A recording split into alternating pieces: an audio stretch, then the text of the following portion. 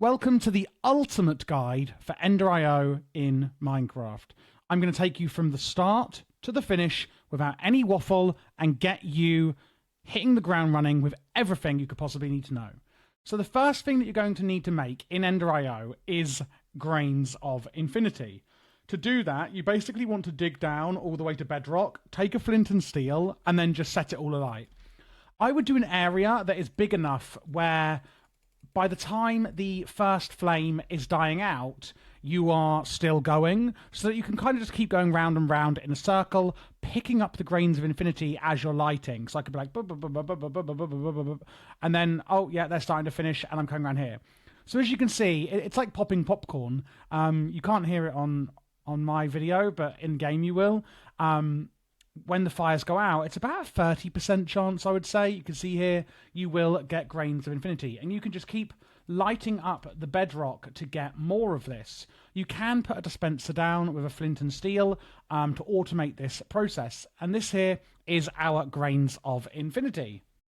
So once we've got these, and we are going to need a lot of them, the next thing we're going to need are capacitors. So capacitors basically are like the circuit boards, I guess you could call it, for the machines that we'll be using. You can skip this and use these simple machines here. You can see in this simple Stirling generator, there is no capacitor slot here, whereas on the normal version, it says capacitor missing. So let's talk about how we make and use capacitors. I'm going to use the slice and splice machine here as an example. In here, we can see we've got a double layer capacitor. If I put into JEI, capacitor, you can see that I've got a basic one, a double layer, and an octadic. These are the standard ones you get in EnderIO, and there are add-on mods like EnderIO Endergy, like you can see here, that add much more powerful ones. So if the global level is 1, then that's kind of the basic. Global level 2 is more powerful, and 3 is even more powerful. How do you make a basic capacitor? Well, it's 2 grains of infinity with some gold nuggets and a copper ingot. A double layer literally needs 2 basic with some coal dust and energetic alloy. And then octadic needs vibrant alloy with 2 double layered. So you make the basic. They require 2 basic make a double layer, and 2 double layer make an octadic.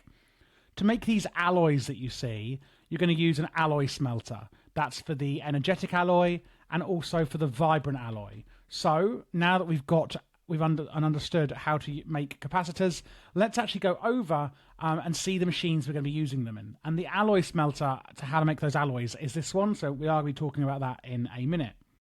So the first machine I want to show you is the simple Stirling generator. Really, really simply, we can put coal or other combustible items in here, and basically we're going to make energy from that. So you can see it's generating 30 energy per tick, and it's at 80% efficiency. The simple machines, which are very easy to make, they can actually leak energy. You can see here it's leaking 0.10, so it's making 30 and it's leaking 0.10 per tick. And these are very basic versions, and you cannot put a capacitor in here. We can click Configure IO to basically see the different sides on the machine. And this is an energy bank I've got underneath, giving it, where the energy is going to. So I can put under here, I can right click and put pull is input and push is output. So I can push out to there. So what I could do, and this is the same for all machines, is I can get a chest and put it on the left-hand side here, take out all the coal. If I click on it and go to Configure IO, you can see the chest on the left. If you want to hide everything, you can click these 2 squares like that. And what I'm going to say is pull. So I'm going to right click and say pull. That means it'll pull items out of this side, so from the chest into the machine. And push will output any items into the chest. I can right click again to make it push and pull, or I can disable it completely. I'm going to leave it as pull. So then when I put the coal in here, what you'll see is it's disappeared out of the chest and it is being pulled into the simple Stirling generator here. I could also click this white show recipes button, and I can see all the different things that I can burn up in the Stirling generator, and I can see how much power they will generate. How do we make a simple Stirling generator? Don't worry, I'm not going to be showing you the recipe for every machine. I'm going to expect that you can use JEI, but I want to show you the difference between like the 2 different ones. So a simple Stirling generator needs a simple machine chassis which is basically grains of infinity and some iron, etc. And infinity bimetal gears. Again, it's basically just iron with grains of infinity. All very basic, as you can see, to make this. Then we have the Stirling generator. So if I get some coal and I put this in here, you can see it's not going to burn anything up because we haven't got a capacitor. If I put a basic capacitor in here, there we go, you can see that it's not actually doing anything. So if you're thinking, why is that? Well, on the standard version, we get an extra button here, redstone control. So you can say it's never active, it's always active, etc. Now with the basic capacitor, can you see how slowly it's going up? If I then put in a octadic, you can see it's actually going up a lot faster, and we're going to burn through it a lot quicker. And the efficiency is 120%, and it's generating 120 per tick. Whereas if I put in a basic capacitor, the efficiency is only 80%, and it's only making 60 a tick, versus 120 and 120% efficiency. So the better the capacitor in all machines, basically it'll add like, if it's a machine that has a range, maybe like a mob farm, it will add a bigger range around the item. It will make it more efficient. It will generate more power. It'll do things more quickly. Like if it's, crafting something, it will, in the crafter, it will craft things a lot quicker, depending on how good the capacitor is. So that's a bit more understanding there on capacitors. But all machines generally have redstone control, the configure IO screen, and show recipes. And the simple machines will not have redstone mode. The next machine I'm going to show you is the simple powered furnace. This is quite simply a furnace that uses power. Like I just showed you, I can put iron ore in here and it will smelt it up. Again, the simple one does not have a capacitor and is, not as good. And I can put iron ore in all 3 slots to speed this up. There is no better version for this. Then we've got the alloy smelter. What the alloy smelter does is actually how we're going to make our alloys. So we have a few different alloys in EnderIO. There is crystalline alloy, melodic alloy, stellar, vivid, energetic, vibrant, redstone alloy, and iron alloy. And they're all pretty much made in the alloy smelter. For example, to make an energetic alloy, we put glowstone dust, gold ingots, and redstone in these 3 slots. And that would just go in these 3 slots on the top here. This does have another button, furnace mode. You can say all smelting, alloys only, or furnace only. So you can just use this as a furnace as well if you like. And then we have an enhanced version, which is even more efficient. Then we have the sag mill, another really interesting machine. Basically, we can actually put things in here, like wheat. And what this will do is it will basically grind it down. And you can see here with a double layer, it's going quite fast. And what we can also do is put a grinding ball in here. There's loads of different grinding balls you can make. And as you can see, the percentage is wearing down. And it can actually change the output, power use, and bonus output of the sag mill. If we show recipes, you can see that I could put, let's go to an example of wheat. Here we go.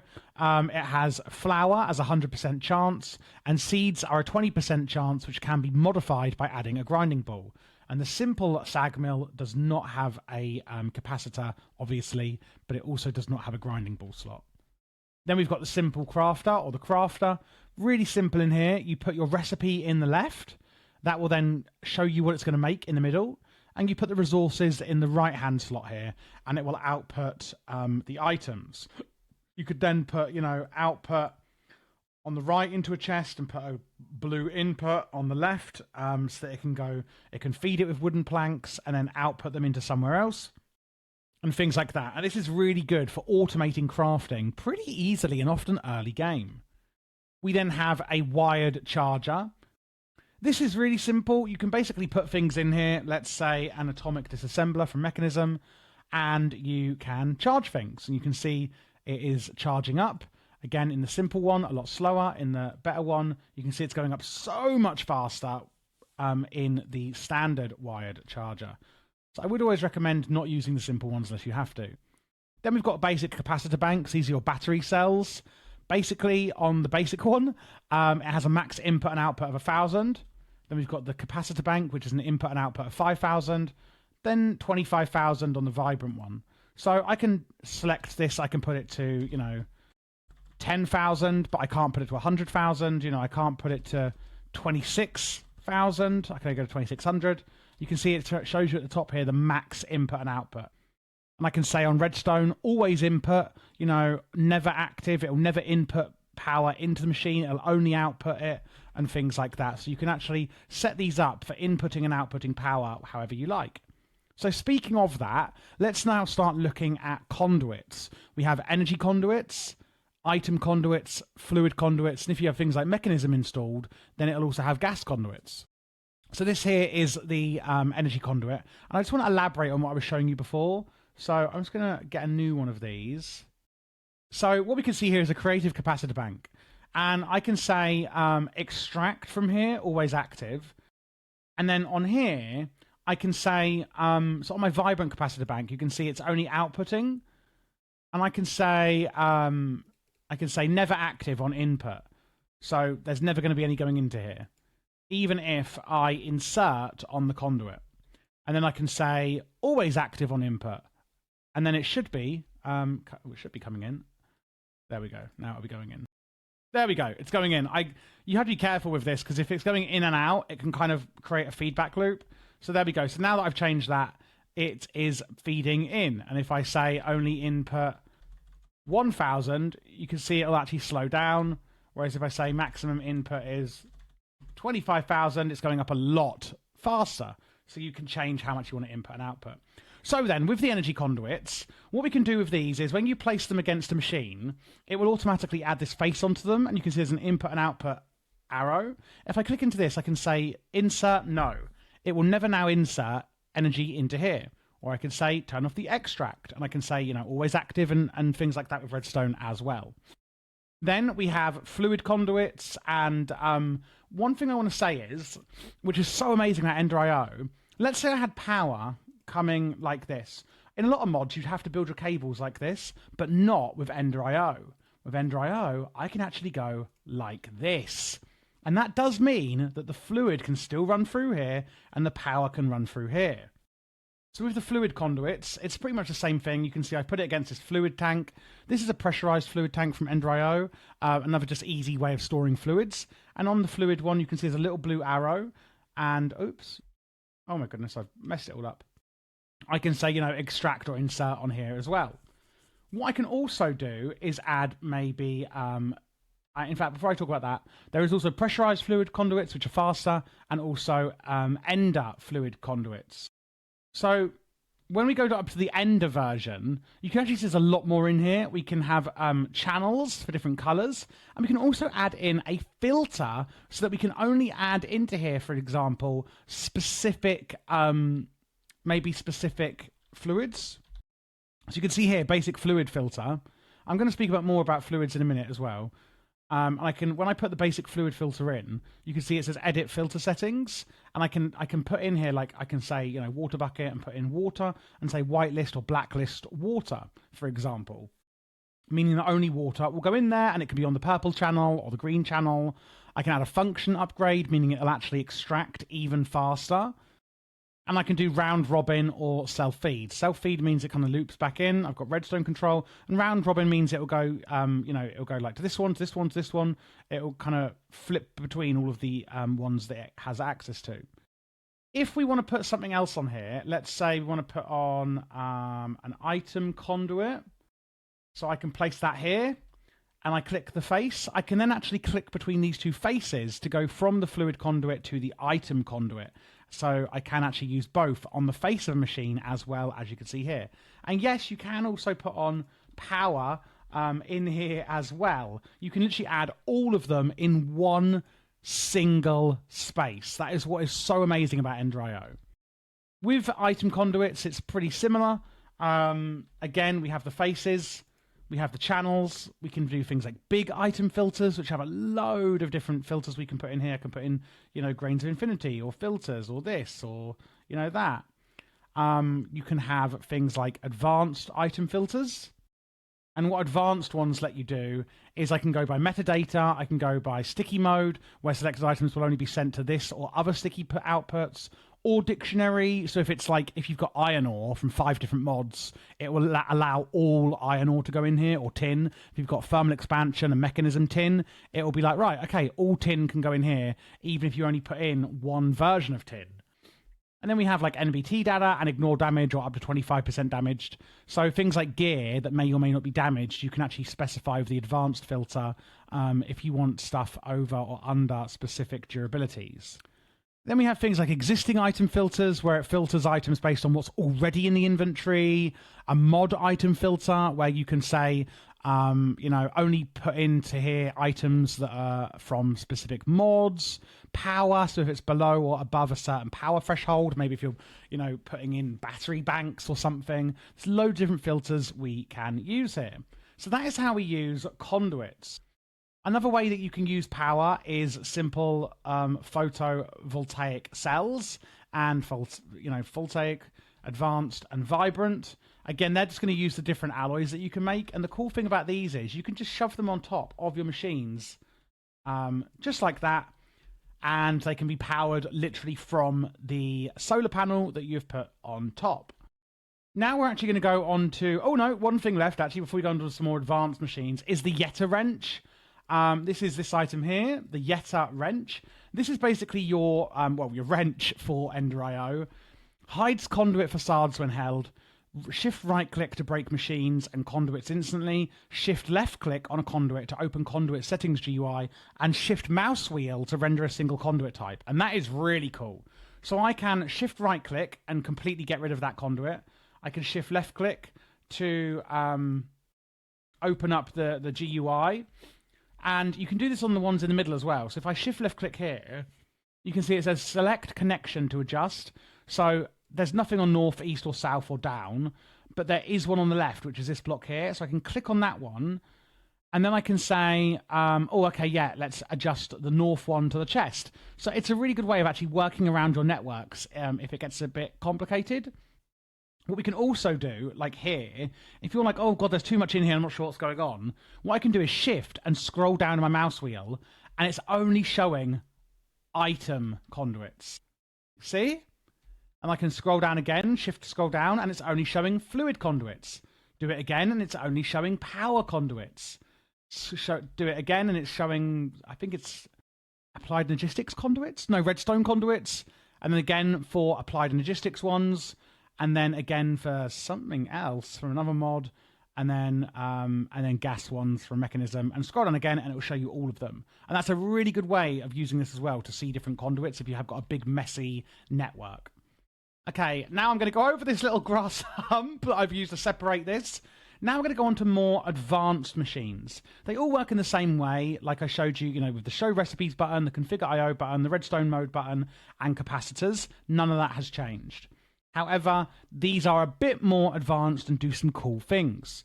So first up, we have the VAT and the enhanced VAT. So I'm just going to show you in show recipes here. What we can do with this, I think one of the main things you would use this for is nutrient distillation, which can then be used in things like a zombie generator, which basically uses nutrient distillation to make power from these zombie generators. So in the VAT, you've got two slots here, and then you've got an input tank, and it's going to use these two solid slots, the input tank, to make an output. So you can see that I can make nutrient distillation with different meats and bio materials, I guess, creeper heads, etc., and water, and then things like nether wart or fermented spider's eye, and it makes different amounts of nutrient distillation. You can see I can make dew of the void, I can make vapor of levity, hooch, by putting in, flour and sugar, etc., fermenting things. So again, it's basically just one liquid, usually water, two solids, and it shows you how much it will use of these items, how much power it will use, and what it will make. So that's the VAT. Then we have the combustion generator. This is going to use fuel and coolant to make power. Again, showing the recipe here. We can use water and biogas, and it shows you how much it will use, depending on the capacity you use, and how much energy it will generate. And there's loads of different recipes we can put in here, with different coolants on the right-hand side, and different fuels on the left-hand side. It will show you how much it will make. So I would just input the fuel on the left, input the other one on the right, and then maybe output it at the top, for example. And that is how you use that to generate power. Then we have the power monitor. This is really interesting. So if we look in here, we've got two versions, the power monitor and the graphical power monitor. The power monitor you can see how much the conduits themselves, so these will actually store energy inside them as a buffer, the conduits. And you can see the maximum here for all the ones attached is 20,000. And we've got the capacitor bank storage in the network is 50 million out of 100 million, which is this one here. You can see it's got 50 million. And then how much is outputting of the system and inputting into the network, and how much buffers are in the machines. You can see this machine has 1,000 buffer, and that one has 1,000 buffer. That's where we're getting the 2,000. So again, if you see that it says 50 million in attached capacitor banks, if I add another one to the network, now it's 100. If I add another one and link it up, suddenly it's 150. So you see how that works.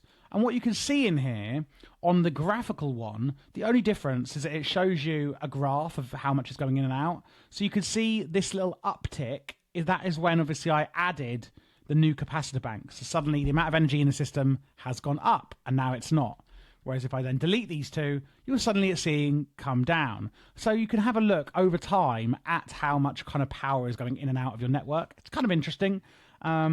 You can also go onto the redstone mode and emit a signal when storage is maybe less than a percentage full. So if you've got loads of storage, you can be like, oh, right, once we get to 75% capacity on our storage banks, then just emit a redstone signal, and then it will actually turn off your machines, stopping your energy power plant, and therefore, you know, not wasting any resources, for example.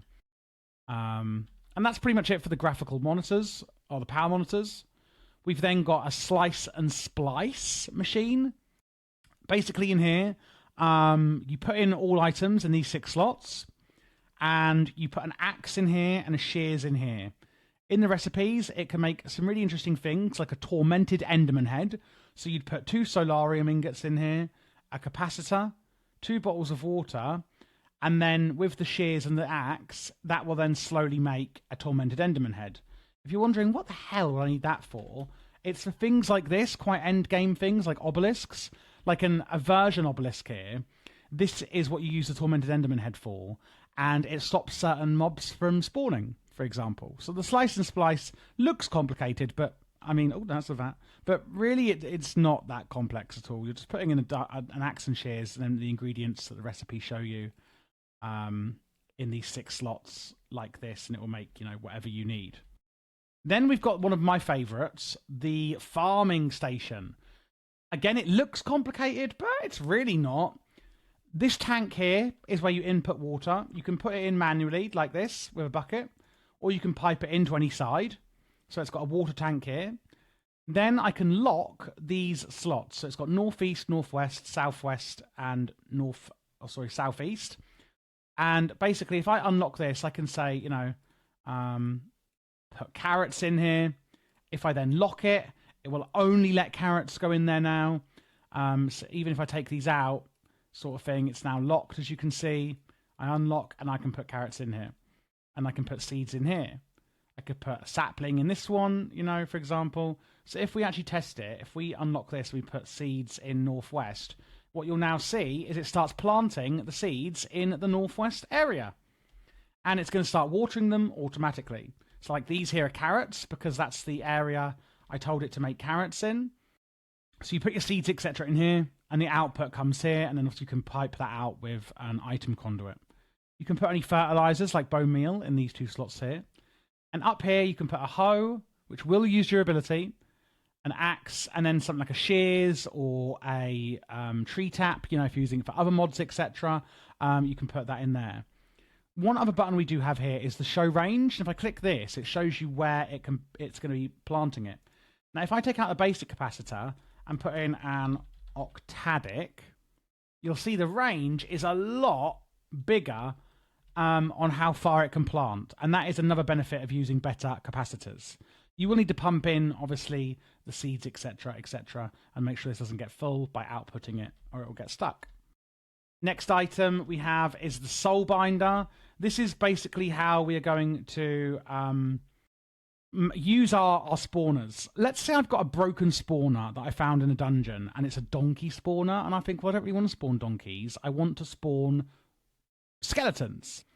Well, make a soul vial, which is made really easily just with some solarium and fused quartz. Make a soul vial, And then what you're going to do, let's just spawn. In fact, let's use a chicken. I'm going to spawn a chicken here. You right-click with the soul vial. I'm in creative, so it's going to go into here. I right-click with the soul vial on the animal or mob, and I'm going to get a filled soul vial with a chicken. I then go into the soul binder with my broken donkey spawner, and I put in the soul vial of the chicken into here, and then it says 0 out of 8 XP. So I'm going to say use player XP, and then what's going to happen is it's going to be twisting round like this, and it's basically going to turn this broken spawner from a donkey into one with a chicken instead. And that basically is how you use the soul binder. You can do a few other things with it, like make enticing crystals or ender crystals, using like an enderman soul vial and a vibrant crystal. Again, these are really quite easy to make if you just look at the recipes. You can make lots of different things in here. One really interesting thing is the solarium pressure plates, where it's tuned, meaning it'll only activate on the tuned entity that you use the soul vial with. Then we've got a powered spawner. This is what you're going to use your broken spawners with to make actually active spawners. So I can put a capacitor in here, and you can see this is spawning skeletons. So this is going to start spawning skeletons all around. Now, how we make this is basically, if I put down a anvil down here, and, oh, perfect timing, I get my broken chicken spawner, and I go into an anvil with a broken chicken spawner, and then I make a powered spawner, which is going to start off as empty. I can place that in the anvil, so the powered spawner that you can make with the broken spawner for a chicken, and with some enchantment cost in the anvil, that will then give you a powered spawner that will spawn chickens. As you can see here, we are spawning skeletons. You can also again see the range here that it's going to spawn them in, and you can actually click this arrow to capture instead. And what we'll then do is we'll put empty soul vials in here, and it will just go with a progress bar, and at 100%, rather than spawning skeletons into the open wild, it will actually just give you a soul vial of a skeleton. And you could just, stack this up with soul vials and get like an endless amount of skeleton soul vials. If you're wondering how do you use the soul vials to make your skeletons, well, because you could use this in a dispenser somewhere else with a mob farm, you get your soul vial with your skeleton, and you just right-click, and it will release it. So you could use that, I think, with a dispenser. I think it works with dispensers. So you don't have to have them coming out. You can capture them in a load of soul vials and then release them as you want. Now on to obelisks. This is what I was speaking about earlier. So I'm going to go through what each one does, basically. The aversion obelisk, if we right-click on it, you can see I've put a soul vial of a chicken and a donkey in here. And I can show the range, very big range here. Basically, whatever you put in here, it will stop from spawning. So no chickens or donkeys will be able to naturally spawn in this area. Then we have the inhibitor obelisk. This basically inhibits Enderman from teleporting away. Then we have the weather obelisk. This one is, I don't know who would bother using this. It seems like a lot of work to me. You put a firework in here, and you put in a catalyst here. So you could put in liquid sunshine, which is made by, in the vat, with glowstone and sunflowers, and firewater, which is made in the vat with hooch, blaze powder, and redstone, which is made in the vat with water and, X, Y, which it seems like a lot of work just to make it sunny. And then you fire up a firework with 10,000 power, and it will make it sunny. Rain, you make cloud seed, and thunder, you make concentrated cloud seed. I'm really not sure if it's worth it for that one, but maybe in certain mod packs it would be. The experience obelisk, we can store experience. You can see here I can take all of the XP. The XP obelisk is empty, and here I can add XP from myself into the obelisk up to a maximum of nearly 5,000 levels, and then I can take it all back out onto my player. So that's what the experience obelisk does. It basically stores it. Now, if you're thinking, why the hell are these chickens all surrounding this obelisk here? This is an attractor obelisk, so it actually attracts them. So if you put in a soul vial of a chicken in here, they will all actually be attracted to the obelisk, and they won't be able to stay away from it. It's like the Pied Piper of, whatever you want, really. And that's that obelisk. We then have an enchanter. If we look at recipes here, you basically put in a book and quill, and you can make different things. So if I put in 16 dark steel ingots and 3 lapis, we can make a protection 1. And you can see here there's different recipes for all different all the different enchants, and it basically allows you to get whatever enchants you want, which is fantastic. So that's the enchanter. So you put the book and quill in there, and the 2 ingredients, and then you get your output. We've got a vacuum chest. Basically, on here, we can put an item filter, same as before. So I've put carrots. So basically, if I put carrots down here, can you see they're getting sucked into the chest? It's like a vacuum. If you don't put a filter in here, it'll just suck up anything. And I can add or decrease the range, like here. That is the vacuum chest. We've then got an XP vacuum. That will the same. It'll just take up any XP and vacuum it up. And then we have these travel anchors. So you can see here, I can make it private, protected, or public, and I can give it a name. If you give it a name, then it will show up. So when I stand on it, can you see it says home? And you basically jump to go to each one, like this. And you can add them miles away. You can add them really quite far away. Like if I go to that one, you can see I've named that one, so I can see which one it is. You can have them above or below. And if I stand off it, you can't see it, like that. See? These are really cool at getting around really quickly. And they are travel anchors. Last thing I really want to go, or one of the last things I want to go through, is Dark Plate. This is basically gear you can make. You can then upgrade it into end versions, Ender Plate. And basically, in a Dark Anvil, you can actually add, so if I get the Dark Helm, I go to Dark Steel Anvil, you can put this in here, and I can click on this one, and you can see all the different things you can make. So I can take these out, and you can make them, you know, the Dark Steel Upgrade Empowered. So you can add, like into the helm, you can add energy storage, you can add solar upgrades. It works for things like Formcraft, you can get revealing, micro anvils on it, loads of different things you can put on here, and you can make these individually, you know. And you can see on here, like on the chest plate, you can add a glider. You said a grinder then. You get a glider, in extra inventory space. A pocket anvil, things like that. You can add speed on the legs. You can add flippers, which is really good for swimming, step assist, extra jump, etc. on the boots. And the end version is just a stronger version. Lastly, we have these: Killer Joe, Ender Generator, Franken Zombie Generator, and Zombie Generator. If I right-click on this, you can see on the Killer Joe there is a nutrient tank. You need to put nutrient distillation in here. And basically, this is the Killer Joe. And this will basically kill mobs around it. And you just put in nutrient distillation, and which I showed you how to make earlier in the vat. Was it in the vat? I believe it's in the vat, yeah. And this will just kill mobs in front of it. Basically, that's why it's called Killer Joe. Then we've got an Ender Generator. This basically uses Dew of the Void and will generate power. So Dew of the Void is this stuff here. And you can make that in the vat with, again, nutrient distillation and some grains of piezoality and grains of the end. Grains of the end and things like that is made in like sag mills of ender crystals, which sounds complex, but really it's just soul vials from Enderman with vibrant crystals, which are just emeralds and nuggets from vibrant alloys, etc. Using the machines I've shown you, you can work back any of the recipes in EnderIO, like any of the alloys, etc. So if you're not sure how to make anything, just click in JI and press R, and now you know how to use the vat. You should be able to work your way back on how to make these things, sort of thing. And that's basically makes power with that. We've got the Franken Zombie Generator and the Zombie Generator. The Franken Zombie one is just an upgraded version of the Zombie Generator. And this literally will just make power using nutrient distillation. So you put nutrient distillation in, and it will make power. And that's how you use that. And that, everyone, is pretty much it for how you are going to play EnderIO in Minecraft. I really, really hope this tutorial was helpful for you guys.